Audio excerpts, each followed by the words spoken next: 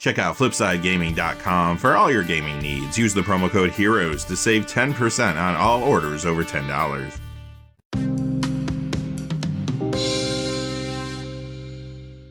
Hey there, this is John from Heroes and Legends, and welcome to the special Picks of the Month edition of the Magic the Gathering Market Watch. This month we're going to talk about 10 highly played Pioneer cards that you should own. So obviously Pioneer is super hot right now. It is the format you have to play in the regional championships in hopes to get to the Pro Tour, which is also going to be Pioneer focused. And a lot of players are trying to put together decks for the first time, or at least the first time in a long time. Other players are trying to solve the format too, so you're seeing some new decks come out here or there that are performing well. There's a lot of activity right now within the format itself and around the cards that are in these decks.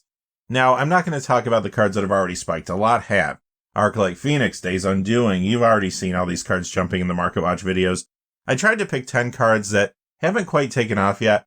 In a lot of cases, these are uncommons. There's even a common in here, so they're going to be a little slower to move, but it doesn't mean that you won't see gradual increases in value. A quick note about this series, it does come out once a month, and it goes out to the gold patrons first, so by the time you see this on YouTube, it could be about 24 to 48 hours later. And it is possible that some of the prices could have shifted a little bit, although I'm not expecting huge changes for the cards we're talking about today. Quickly before we get started though, just a fast reminder, if you go to FlipsideGaming.com, you can use the HEROES promo code to save 10% on orders over $10. Currently, you can pick up Streets of New Capenna products there. They have the products you see on the screen as well as the Commander decks, and they have a whole lot of other things on their website too. Remember, if your order's over $100 or consists only of singles, shipping will be free in the United States. Also, whenever you use the HEROES promo code, it does support the channel, which is always appreciated, so thank you. And without any further ado, let's get into it. So one more quick note, I want to get to the cards, but this is important. First off, this is not a gameplay video, so I'm not going to necessarily talk about the best cards for the Pioneer format. The cards I'm discussing today are the cards that I feel like have the most room for growth financially. Now, on the flip side of the coin, this isn't about getting rich quick. I'm not recommending you go out there and just buy up all the copies of these cards we talk about today, because they may not go up in value. Everything we see today could get reprinted at any time, and then of course the value could go down quite a bit. Also too, the prices you see today are not going to be from specialty sets like Secret Layers or Pioneer Challenger decks, or premium prices for that matter, so just keep that in mind. We're going to go through in color pie order, and the first card I selected was Rest in Peace, so already not that cheap of a card. The Return to Ravnica copy, $6.87. The Masters 25 copy, $7.14. The Signature Spellbook Gideon copy, $7.49. And the copy from the list is at $7.43. That was only on the list for Zendikar Rising, so just for that one set. Now, this is a solid sideboard card in many builds in the Pioneer format currently, since it deals with threats like Arc-like Phoenix. You'll see this in Azorius Control, Naya Winota, and much more, but it also sees play in other formats too, and that's going to be something that all these cards today have in common. This does get play in sideboards in Modern. You'll see this in Azorius Control there, Indomitable Creativity, sometimes Burn and more. You'll see this in Legacy sideboards too, like Death and Taxes and Azorius Stoneblade. This even gets a decent amount of Commander play in various builds, including Sithis Harvest Hand. Those builds have been popular recently due to Kamigawa Neon Dynasty bringing a lot of enchantment support, and I have seen some add this to a popular Commander deck, Buckle Up, or put it in fresh builds around a card from there, Shorikai Genesis Engine. The next card not only is a common, but it's also from a recent set. This is Consider. The Innistrad Midnight Hunt copies at $2.14, the Innistrad Double Feature copy, $4.22 currently. Standard, you'll see this in Is It Tempo, but most of the play this card sees is other formats. There are 4 of these in 2 popular and successful Pioneer decks. That is It Control and Is It Phoenix, plus it's in other decks in the format. Modern, you'll see 4 of these in the popular Murktide Regent decks, and it's in many other builds there too. Legacy, this is in Doomsday, and it gets a good amount of Commander play as well. Mystical Dispute, again, not a super old card. This one is an uncommon as well, but it's at $4.11. That says something. And what does that say? Well, it gets a lot of play. It's another huge Pioneer sideboard card. Azorius Control, Is It Control, and much more will play it. In Modern, you see this. It's in Murktide Regent, Crashing Footfalls, and much more there. Legacy sides too, Doomsday, and Cephalid Breakfast. Plus, this gets some Commander play in Yuriko the Tiger's Shadow and more. And remember, those Yuriko decks have been popular since Neon Dynasty came out and brought us some new ninja support. And it is another card I've seen people add to Buckle Up or put in fresh builds around Shorikai. Narset, Parter of Veils, only $1.95. Again, another uncommon here. but that's a pretty high price tag considering War of the Spark was a very highly open set. And I do think this card is maybe just really starting to heat up in Pioneer. Those control builds that run this, as well as Days Undoing and or Collective Defiance, are doing well right now. And I do think they're going to grab more attention in the coming weeks. Not only can you find this in those Izzet and Azorius control decks, but it's in a number of other decks in the format too. This gets Legacy play as well, Jeskai combo, 4-color control, and more. Vintage, you even find this card. It's an Esper Tinker, Izzet Tempo, and more there. And it gets a ton of Commander play in a variety of different decks. Fatal Push, another uncommon, and it's even been printed a few times as you can see here. The original Aether Revolt copies at $297, the one from Mystery Boosters at $325, and the Double Masters copies at $289.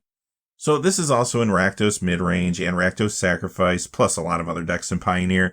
In Modern, it's in Grixis Death Shadow, Jund, and a lot of other decks there too. Legacy, Ad Nauseam Tendrils, Stifle Knot, Ninjas. Vintage, it's in Doomsday, Sultai Midrange. Also, it gets some Commander play in a variety of builds. That's why this uncommon that's been printed a number of times is this expensive. Okay, here's one that has started to creep up at least a little bit recently, but I do think it could have more room to grow because even though it's been printed many times, it is highly played in Pioneer as well as a number of other formats, and that's Thoughtseize. So first off, you have the original Lorwyn copy at $25.28 right now, the Theros copy $18.28, the Iconic Masters copy $18.88, the Double Masters copy $17.99, and the Time Spiral Remastered copies at $29.78. So in Pioneer, you're going to see this in Rakdos Midrange, which has been doing really well. It's also in Rakdos Sacrifice and much more. Plus, this is also in a Pioneer version of the Rock that's been performing pretty well recently too. It does get a lot of Modern, Legacy, and Vintage play as well. In Modern, this is in Grixis, Death Shadow, Yawgmoth, and much more there. Legacy, it's in Elves, as well as Ad Nauseam Tendrils and many other builds in that format. And it does get a little Commander play too in various decks. Chandra, Torch of Defiance, finally a mythic rare. The Kaladesh copy, $9.21. The Signature Spellbook Chandra copy, $8.96. Now in Pioneer, this is in Mono Red Aggro, another very popular and successful deck in the format. It's also in Rakdos Midrange and more. In Modern, this is in Gruul Midrange and Mono Red Midrange. Legacy, you'll see this in Blood Moon Aggro. And this gets a fair amount of Commander play too in Prosper Tomebound and a number of other builds. Another newer card here with Fable of the Mirror Breaker, but this card is seeing a lot of play again in a lot of places. $5.80 currently, but in Standard, you'll see this one in Temur Midrange, Naya Enchantments, and much more. Pioneer, it's in Naya Winota and Rakdos Midrange. Now it's showing up in some of those new 5-color Golos Fires decks too, which are gaining popularity, and it's in a lot of other decks in the format as well. Modern, it's in Mardu Midrange, plus this also gets Commander play. It's in Isshin 2 Heavens as one sometimes, and other builds too. Another uncommon, and another card not super old, Expressive Iteration at $7.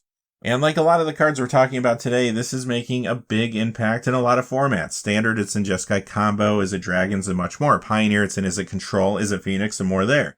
Modern, it's in Murktide Regent, 5-color Omnith, and more in that format. Legacy, it's in Izzet Delver, 4-color Control, Stifle Knot. Vintage, you see this in Izzet Tempo, Grixis Underworld Breach. Plus, this does get some Commander play too, and it has recently seen more play in that format in some Hinata Dawn Crown builds.